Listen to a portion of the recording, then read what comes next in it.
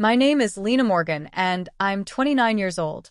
I own a small but growing home decor studio in Brookhaven, a city that hums with energy and possibility. I started the business from scratch after college, with nothing more than a secondhand laptop, a rented corner in a shared workspace, and more determination than sleep. I worked 12-hour days, spent weekends on client pitches, and reinvested every cent I earned back into my dream. That studio is my pride, my peace, and my proof that I could build a life on my own terms. But this story isn't about business or design. It's about something much messier: family, betrayal, and the day that should have been the happiest of my life, but instead became a breaking point. You see, my relationship with my mother, Gloria Morgan, has always been complicated. She's 56 now and hasn't held a job in years. She often reminded me that she gave up everything to raise me and made sure I never forgot it. While I was building my life, she was tearing down my confidence, one guilt trip at a time.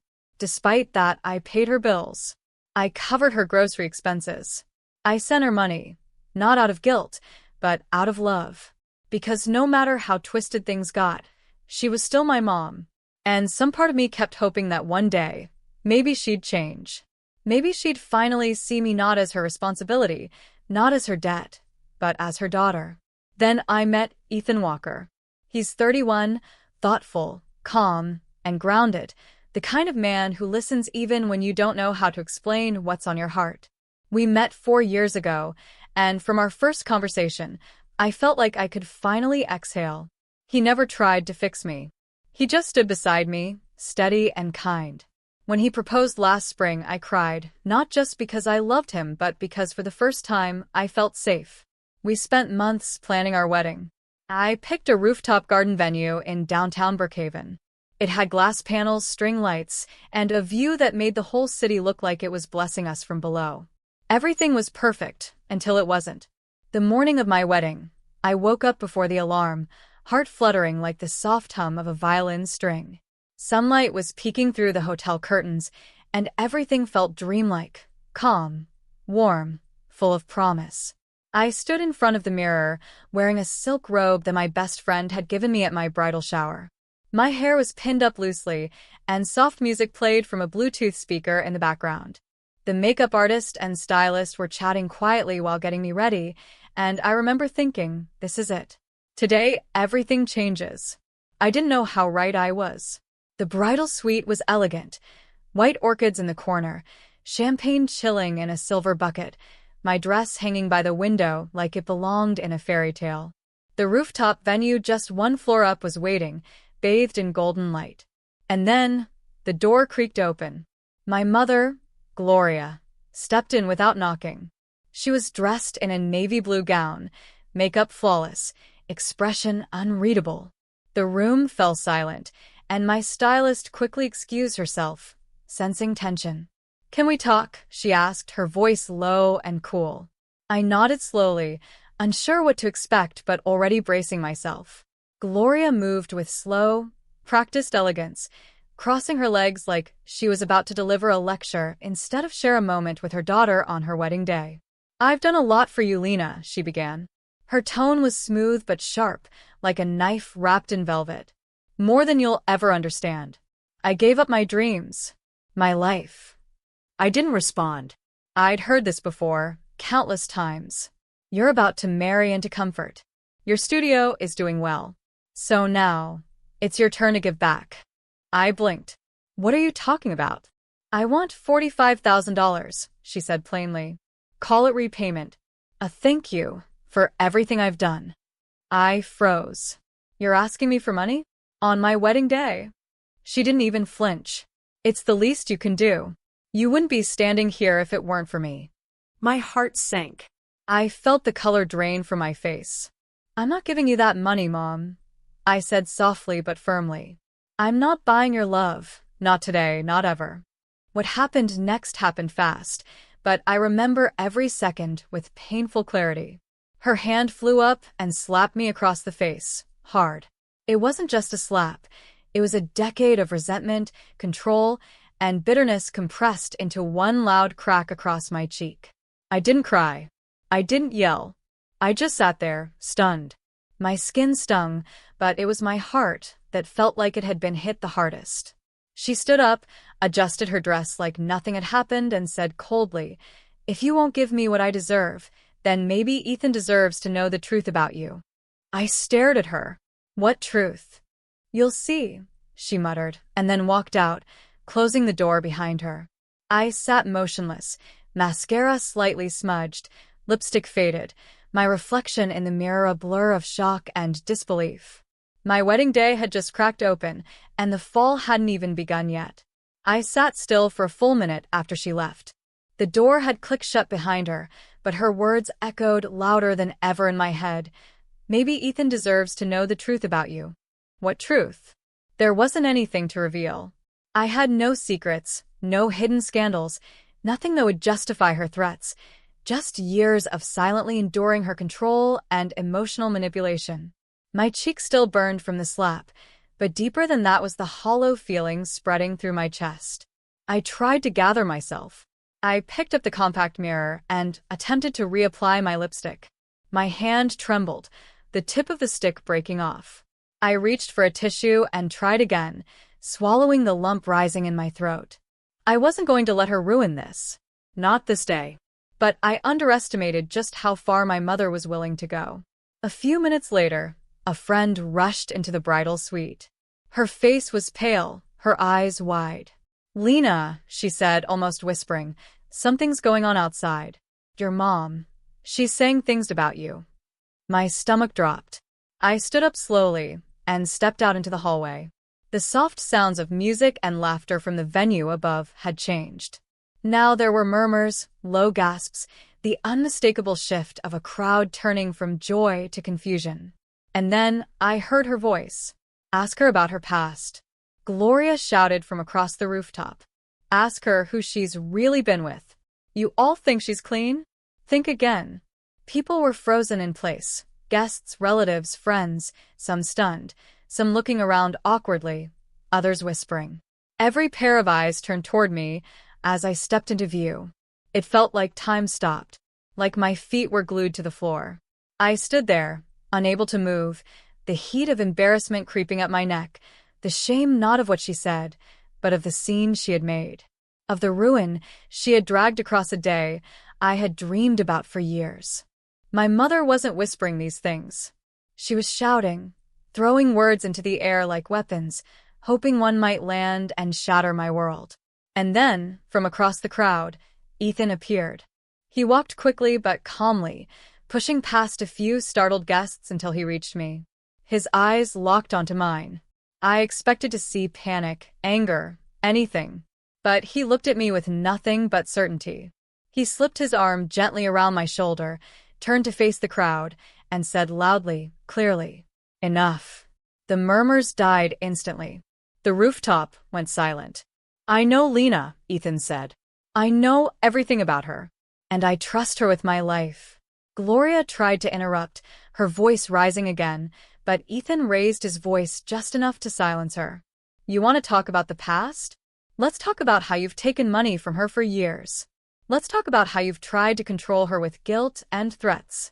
Let's talk about the real truth." A collective silence settled over the venue. My mother's face fell. For once, she had no words. Ethan turned to me, his voice gentle again. "You okay?" I nodded. I was shaking, but I nodded. "Then let's get married," he said softly. And somehow, through the broken pieces of what was supposed to be the happiest day of my life, I took his hand and followed him to the altar. But what came next would change everything. Walking down the aisle was nothing like I had imagined. The floral arch still stood, wrapped in white roses and ivy. The sun still poured through the glass panels above, casting a golden glow across the rooftop garden. But the warmth I once expected to feel was gone, replaced by a cold awareness that something sacred had just been torn. I held Ethan's hand tightly.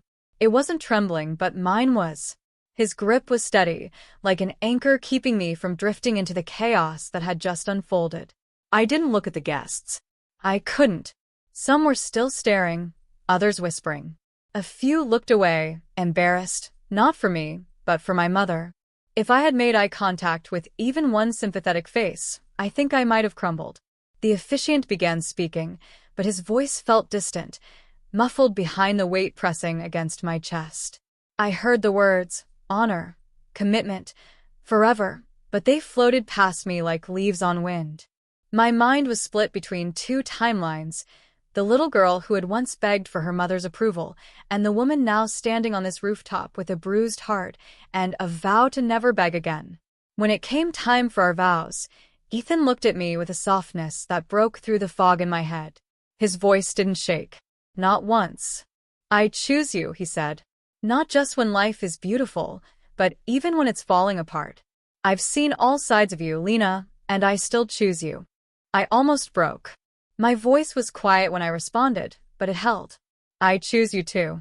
Not because I need saving, but because with you I feel strong.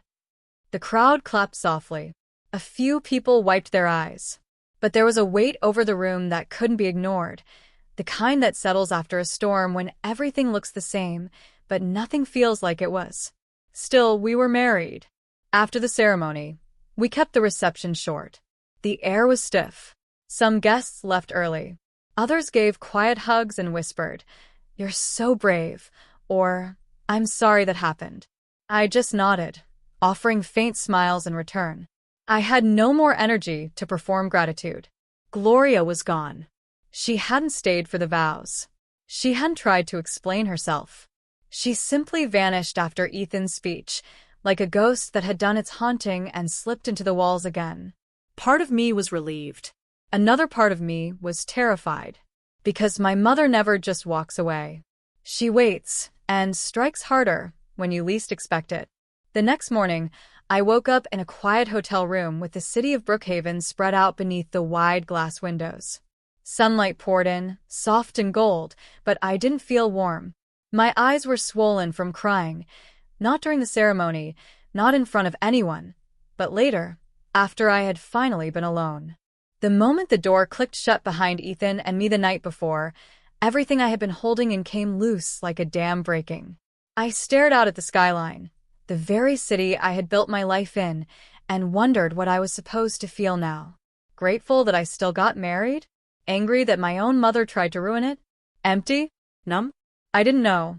Ethan came out of the bathroom holding 2 steaming cups of coffee. He handed one to me and kissed the top of my head.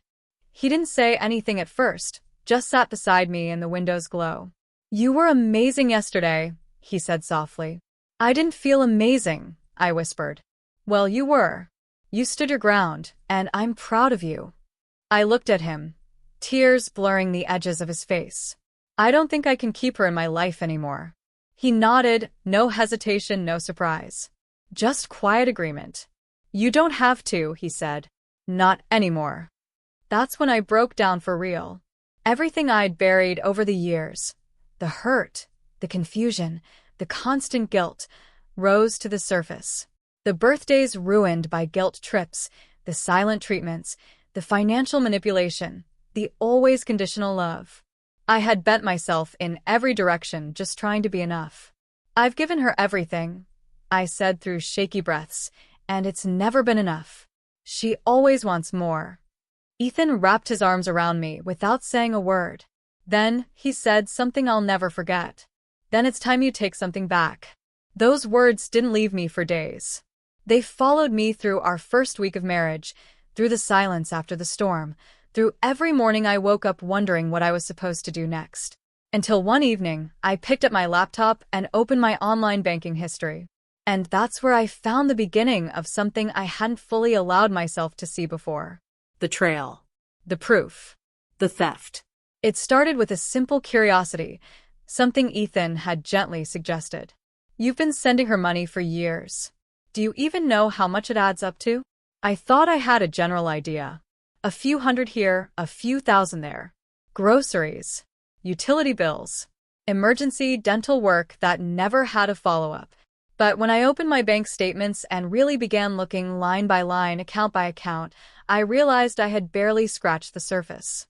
There were charges on old credit cards I hadn't used in years, cards that were in my name, but with her hand behind them.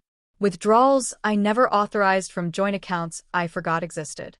Online purchases I didn't make. Cash transfers that came with no explanation. I opened an Excel sheet and began logging each entry.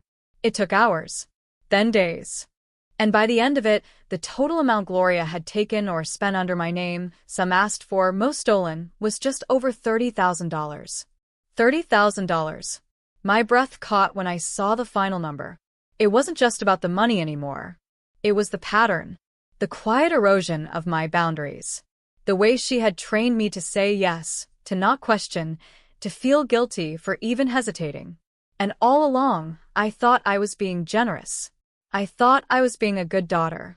But I was being bled dry, slowly, silently. That night, I told Ethan everything. I showed him the spreadsheet, the dates, the totals, the screen captures of messages she'd sent saying things like, "You owe me after all I've done." Ethan sat there, calm as always, but his jaw tightened. "You have every right to take action," he said. I nodded. For the first time in my life, I was ready. The next day, I booked a consultation with a lawyer. Her name was Rachel Owens, and the moment I sat across from her sleek wooden desk, I knew I had found someone who wasn't going to pat me on the back or tell me to forgive and forget.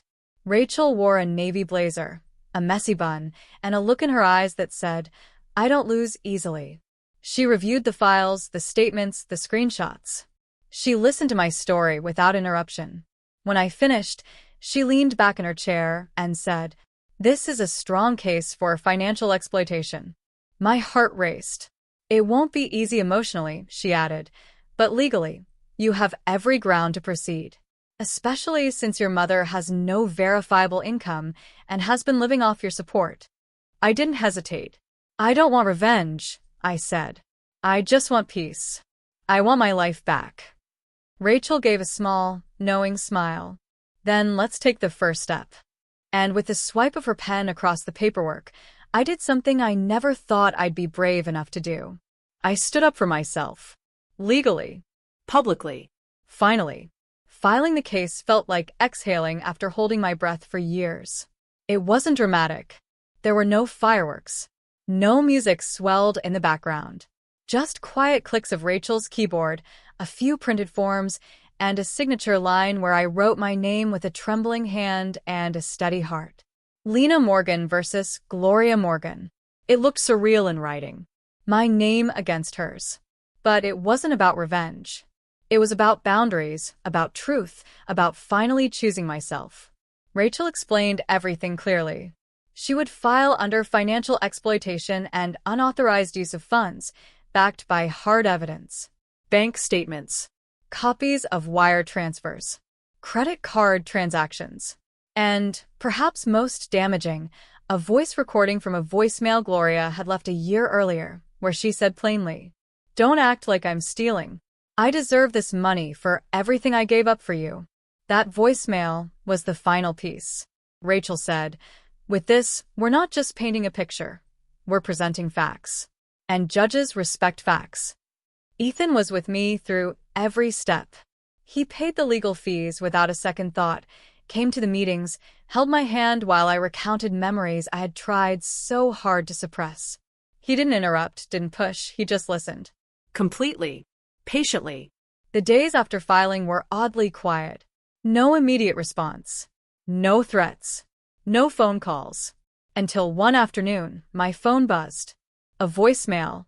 From Gloria. Her voice was sharp, cold, but trembling underneath. "How dare you take this to court? After all I've done for you? You're ungrateful, Lena. You're going to regret this. I swear." I didn't reply. I saved the message and forwarded it to Rachel. Then the messages started coming from extended family, cousins I hadn't spoken to in years, aunties I barely knew, all suddenly ready to give their opinions. "She's still your mother. She made mistakes, but this is family, don't take her to court. Think of how this looks." But, for once, I didn't shrink. I didn't explain. I didn't justify my choices to anyone. Because this time, I wasn't backing down. Rachel called 2 weeks later. "The court date is set," she said. "Get ready." I nodded, heart pounding. I was ready. Nervous. Scared. but ready, because silence had cost me too much. It was time to speak and be heard. The day of the hearing arrived faster than I expected. I wore a simple cream blouse, black slacks, and low heels, nothing flashy. Just enough to look professional, calm, collected. But inside, I was anything but. My palms were damp. My heart beat in my throat. As Ethan and I walked up the courthouse steps, I felt a strange pull in my chest, like I was walking into my childhood home, but this time with a shield and a sword. Only now, the battlefield was tiled in marble and lit by fluorescent lights. Rachel Owens was already there when we arrived. She looked the same as ever, composed, focused, the definition of unshakable. She gave me a firm nod, her way of saying, "Let's win this." And then, I saw her. My mother sat across the courtroom aisle in a dark charcoal blazer, a string of imitation pearls around her neck. Her hair was curled perfectly. Her expression was unreadable, eyes narrowed slightly, lips flat. Not a flicker of guilt, not a trace of sadness. Just the same cold, practiced distance she had always worn when she wanted the world to believe she was the victim. She looked at me, and for the first time, I didn't look away. Ethan placed his hand on the small of my back and whispered, "She's going to lie." I nodded. "She always has." "But not this time," he said. "You've got proof." He was right. We weren't here to beg. We were here to be believed. Judge Hamilton called the court to order. His voice was steady, impartial, but firm. He reviewed the case summary, then nodded at Rachel. She stood, adjusted her blazer, and began. "For years," Rachel said, "my client Lena Morgan has provided financial support to her mother, Gloria Morgan, support that began as voluntary but escalated into manipulation, guilt-driven demands, and unauthorized financial activity. Today, we're here not to dispute love between mother and daughter, but to protect Lena's right to financial independence and security." She presented everything: bank records, the timeline of charges, the voicemail recording, and the spreadsheet I had built showing every dollar that had gone missing. Then it was my turn. I stood at the witness stand. My hands were cold, but my voice was steady. I spoke about the small beginnings, the gaslighting, the guilt trips, the "you owe me after everything I gave up for you" lines. How it became normal to hand over money, to never question where it went. I spoke about the credit card bills, the secret accounts, the slow bleeding of my finances. And then I talked about the wedding day. I told them how she came into the bridal suite and demanded $45,000 as repayment for raising me. How I refused. And how she slapped me across the face before walking out to humiliate me in front of every guest. When I said, "I didn't come here to destroy my mother. I came here to stop her from destroying me," the room went silent. No one interrupted me. No one doubted me. I was finally being heard. Then her lawyer stood up and began painting a different picture. According to him, Gloria was a struggling single mother who had only leaned on her daughter for help. That all funds were willingly given. That Lena had now changed the story out of bitterness. Then, in a moment I'll never forget, Gloria stood and addressed the court directly. Her voice cracked, but not from sadness. From rage. She was never grateful. I gave up everything for her, and this is how she thanks me? Dragging me through court like I'm a criminal? She's still the same selfish little girl who always thought she was too good for her own mother. She looked at me with eyes full of blame and hatred. But I didn't flinch. I looked at Judge Hamilton instead. He raised his hand to quiet the room, reviewed the evidence carefully, and after what felt like forever, delivered the verdict.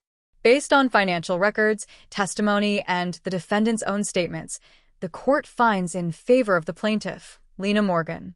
The defendant, Gloria Morgan, is ordered to repay the amount of $30,000 to the plaintiff and is legally prohibited from accessing any account, credit line, or financial asset under the plaintiff's name. I let out a breath I didn't know I'd been holding. It was over. As I stepped out of the courthouse, something felt different. The air hit my skin like a soft exhale, like the moment you take off a heavy coat you didn't realize you'd been wearing for years. I looked up at the blue sky above Brookhaven. The city buzzed around us like any normal afternoon.